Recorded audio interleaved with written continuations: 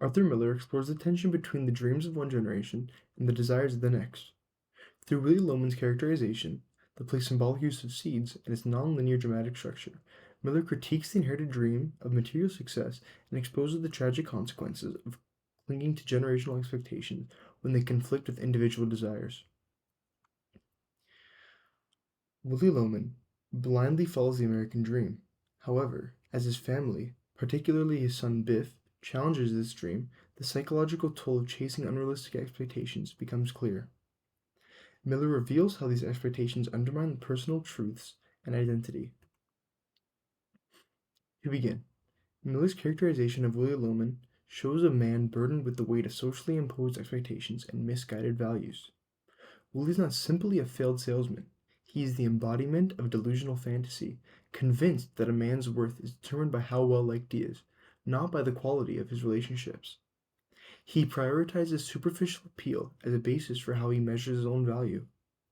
To Willy, being admired by many strangers define one's legacy, and his beliefs such as reach a delusional peak when he imagines the grandeur of his funeral.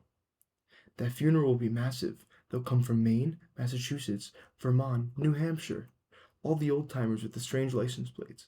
That boy will be thunderstruck, Ben, because he never realized I am known. Rather than accepting the love of his family, Willy fantasizes about public recognition over his death, believing it will prove his life had value with his death as an affirmation of his false beliefs. This moment underscores his tragic flaw. He would rather die than question the ideals he has based his identity. As Susan Abbotsa explains, Willy had accepted at face value over-publicized ideas of material success, and therein lies his tragedy, for he will kill himself in his pursuit of such a dream. His downfall and final defeat illustrate not only the failure of a man, but also the failure of a way of life. But while he clings to these false ideals, Biff sees through them and attempts to live by his own truths rather than these empty expectations. In addition, Miller illustrates the tensions between inherited dreams and individual desires through symbolism, particularly with seeds. Seeds symbolize Willy's desperate desire to grow a legacy as proof of his life's work. They represent his desire to nurture something that will last and live on after him, both in his garden and in his sons' lives. Despite his efforts, neither attempt flourishes. When Willy states that, "Nothing's planted, I don't have a thing in the ground," his words are not only literal, but are an admission that he believes his life has yielded nothing. His dreams have failed, his sons have not lived up to his expectations, and his values have not taken root in their lives. When speaking of his father after his death, Biff states that he had the wrong dreams, all wrong. These lines emphasize the collapse of Willy's misguided expectations. Susan Abbotson reinforces these ideas. He plants seeds just as he plants false hope. Both will die and never come to fruition because the house has become enclosed by the city and because his dreams are unrealistic to the harsh, competitive society that these apartments represent. The city mirrors how modern society has no space for his outdated dreams. The seeds, much like Willy's ideals, cannot thrive under these pressures. Through the imagery of seeds and infertile soil, Miller illustrates how clinging to false ideals can lead to emptiness. Furthermore, Miller's nonlinear dramatic structure reflects Willy's fractured state of mind and reinforces the destructive pressure of inherited expectations. The present is frequently interrupted by hallucinated memories, especially of moments when Biff was a star athlete and Willy's dreams felt possible. These flashbacks blur the boundaries between reality and memory, showcasing how Willy is psychologically stuck in the past when everything went according to his ideals. This structure heightens the emotional impact of Biff's eventual rejection of his father's ideology.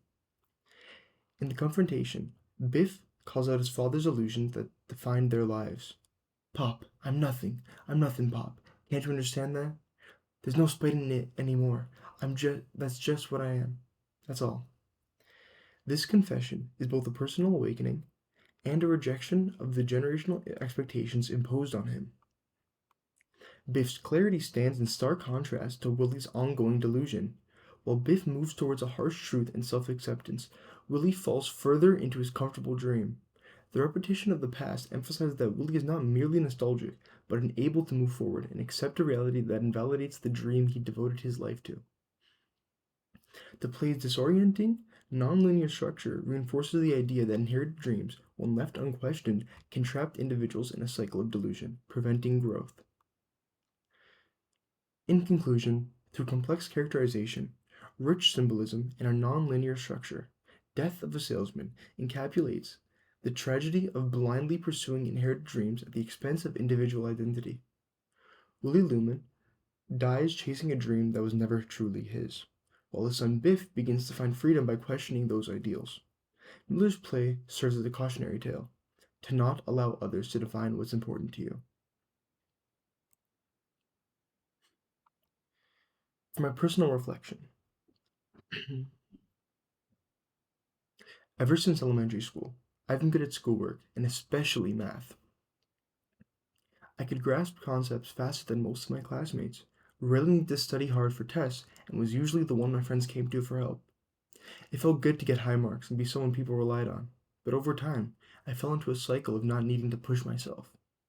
My parents, while always supportive, had high expectations of me. This system worked well for me for a while. Up until grade 11, I could understand course material quickly and breeze through most of it without too much effort. But because I was used to getting good results without trying, I lacked motivation. Eventually, things caught up with me, and my courses became more challenging. I started getting marks that I wasn't proud of. In math, a subject I used to get consistent 90s in, I was suddenly getting 70s and even 60s. I was disappointed with myself, and I could tell my parents were too, even if they didn't say it outright. I was, and still am, going through personal things, such as my girlfriend and I breaking up, which made focusing on school even harder. My parents were understanding, but I still felt like I wasn't living up to the expectations they had for me. That pressure motivated me. I wanted to prove them and myself that I could do better. I started studying more seriously. While I am still trying to improve, I'm proud of the progress I've made. Even if the growth seems small to others, I know that I'm trying harder. I hope that is reflected in my writing and grades. When reading Death of a Salesman, Biff stuck with me. He had so much potential in high school, but failing math changed everything for him. That's a scary thought. If I make too many mistakes, it could permanently damage my future. It reminds me not to waste the potential I know I have, and that fear pushes me forward.